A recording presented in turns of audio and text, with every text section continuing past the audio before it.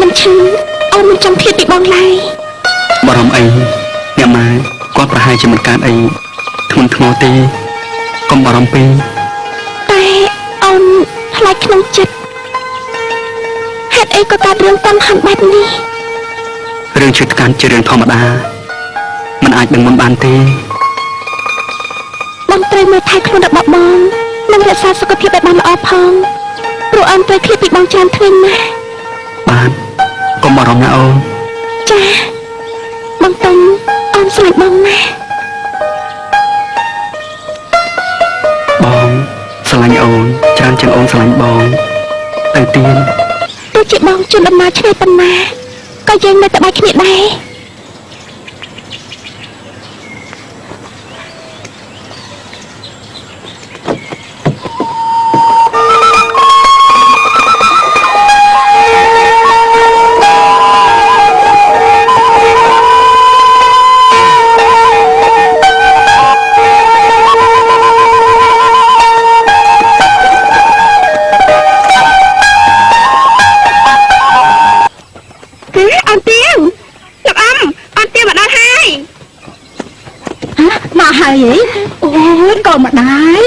កូនម្ដាយកូនមកវិញហើយឯកូនចាំអើយ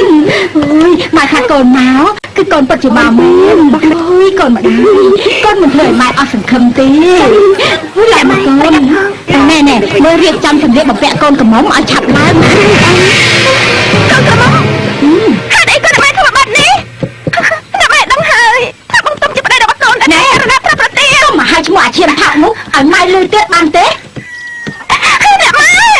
គាត់ជាស្មោះម៉ែរបស់កូនដោយពេញចិត្តតែវាមកបំផ្លាញជីវិតម៉ែនិងជីវិតកូនតែអ្នកម៉ែកំពុងតែបំផ្លាញដល់ម៉ាក់កូន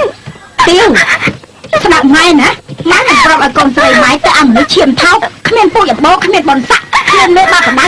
ជាមនុស្សចាស់ព្រាត់តែអ្នកម៉ែឲ្យខ្ញុំទៅមានប្តីថ្មីទៀតក្រៅពីបងតោខ្ញុំមិនព្រមទេខ្ញុំមិនព្រមជាដាច់ខាតតែបើមានប្តីដូចជាមិនងួននេះកូនដឹងទេគេមានបនស័កមានប្រាក់អំណាចអ្នកណាក៏ប្រាថ្នាទៅជាបងតុំក្រោយគ្មានមានប្រាក់អនសាក៏កូននៅតែស្រឡាញ់ព្រោះកូនជាប្រពន្ធរបស់គាត់ហើយកូនត្រូវតែរៀបការជាមួយម៉ែនួននោះមិនដែលធំជាងនេះទេអត់ទេបើម៉ែចង់ខ្ពស់មកណាស់ណោះម៉ែរៀបការយកខ្លួនឯងទៅមានតែបងតុំម្នាក់កូនមីអីបើម៉ែចង់បានម៉ែនួនជាកូនប្រសើរម៉ែរកកូនស្រីកាទៀតទៅតែពីមកខ្ញុំទៅគាត់សុខចិត្តស្លាប់គាត់សុខចិត្តស្លាប់ម៉ែ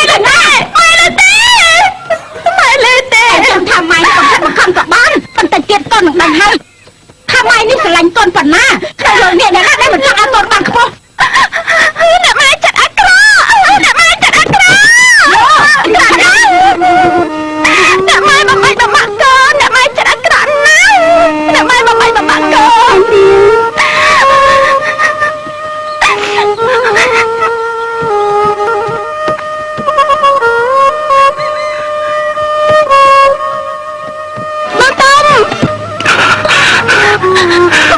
អូនទេ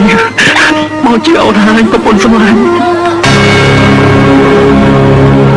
ប្តីសម្លាញ់ក៏បងក៏ទៅមកចោលអូនទៀតអីសោះនេះកូនឈៀថោក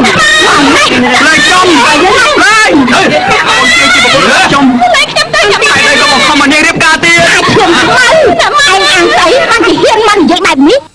កំបាក់មកយើងមកដល់ពី2ដងហើយប៉ុណ្ណឹងហើយនៅមិនតាន់ចែកទេបានជាតែមកបាក់មកយើងដល់ទីនេះទៀតអត់គួរកំចង់ស៊ីសាច់កណាំនំមិនដែលធំជាងនេះទេ